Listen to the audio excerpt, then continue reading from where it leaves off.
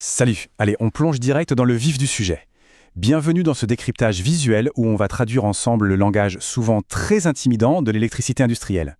Le but aujourd'hui, c'est de rendre tout ça super clair. On va lever le voile sur ces fameux schémas électriques qui, au fond, font tourner le monde industriel. Alors, au programme aujourd'hui, un parcours en 6 étapes. On va parler du langage électrique, des composants de puissance, des relais, des capteurs, des interfaces de commande, pour finir par le décryptage de vrais schémas. En fait, c'est exactement comme apprendre une langue étrangère. On commence par l'alphabet, puis le vocabulaire, et à la fin, on lit des phrases complètes. Étape numéro 1, le langage électrique industriel. Pour ne pas paniquer devant un schéma ultra dense, il faut juste réaliser qu'on a affaire à un alphabet très strict. Regardez ces 3 lettres de base. Q, c'est toujours le sectionneur, notre porte d'entrée. KM, c'est le contacteur, le véritable muscle du système. Et F, c'est le relais thermique, le protecteur. Franchement, si on mémorise déjà ces 3 lettres, on a fait la moitié du boulot pour comprendre l'architecture du circuit. Ce qui nous amène à notre deuxième partie, les composants de puissance. Voyons un peu ces fameux poids lourds, ceux qui encaissent la grosse charge électrique. On commence par le sectionneur. Comme je le disais, c'est la porte principale. Il isole complètement le circuit et, très souvent, il a des contacts dits de pré-coupure. En gros, quand on l'ouvre, il coupe d'abord la petite commande en douceur avant de trancher la grosse puissance. C'est hyper sécurisant. Mais attention, il y a une règle d'or absolue.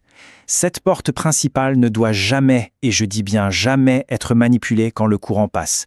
Sinon, ça créerait un arc électrique massif extrêmement dangereux. Donc on s'assure toujours que la machine est au repos avant d'y toucher. Ensuite, on a le contacteur, notre fameux KM. Lui, c'est un interrupteur super puissant. Son secret, c'est une petite bobine interne, repérée à 1 et à 2.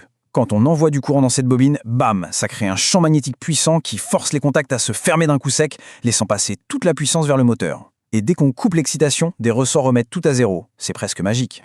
Troisième point de notre parcours, les relais et commandes auxiliaires. Bon, on a les muscles, maintenant il nous faut le cerveau et les gardes du corps.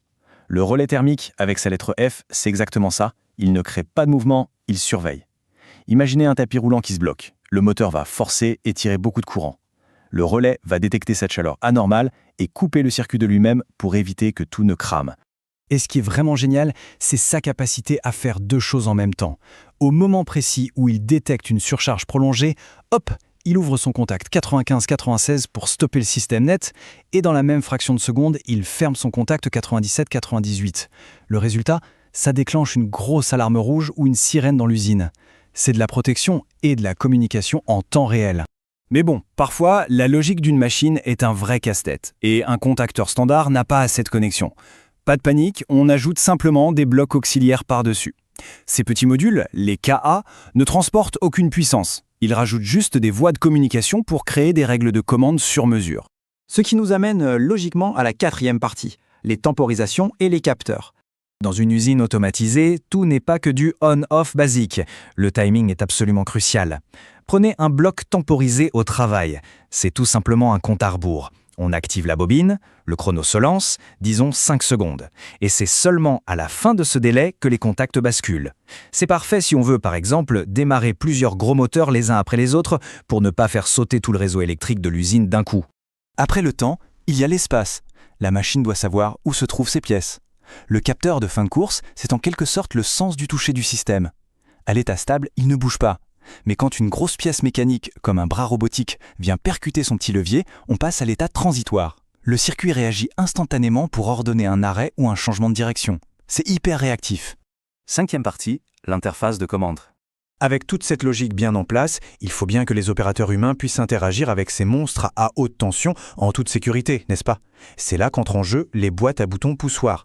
Un simple bouton vert, marche, envoie une impulsion qui réveille la bête, et un gros bouton rouge, arrêt, coupe tout brutalement. Ça permet de piloter une zone ultra dangereuse depuis une salle de contrôle climatisée à l'autre bout du bâtiment. Alors, on a vu l'alphabet, on connaît le vocabulaire de puissance et de commande, mais comment est-ce qu'on assemble tout ça pour pouvoir lire couramment un vrai circuit industriel? C'est notre 6e et dernière partie, le décryptage des schémas. Décoder ces plans, en fait, c'est un jeu d'enfant quand on a les bases. Regardez cette première architecture. On la lit de haut en bas. L'énergie traverse la porte principale, le sectionneur Q. Puis elle passe par le muscle, le contacteur KM1. Ensuite, elle est minutieusement contrôlée par notre garde du corps, le relais thermique F, pour finir sa course tout en bas, dans le moteur. Et sur le côté, la petite boîte à boutons qui donne vie à l'ensemble. Limpide, non? Maintenant, on monte d'un cran. Ce schéma illustre un système pour faire tourner un moteur dans 2 sens différents. Ici, les capteurs de fin de course délimitent le mouvement physique. Mais le truc absolument crucial à repérer, c'est ce mécanisme de verrouillage électrique.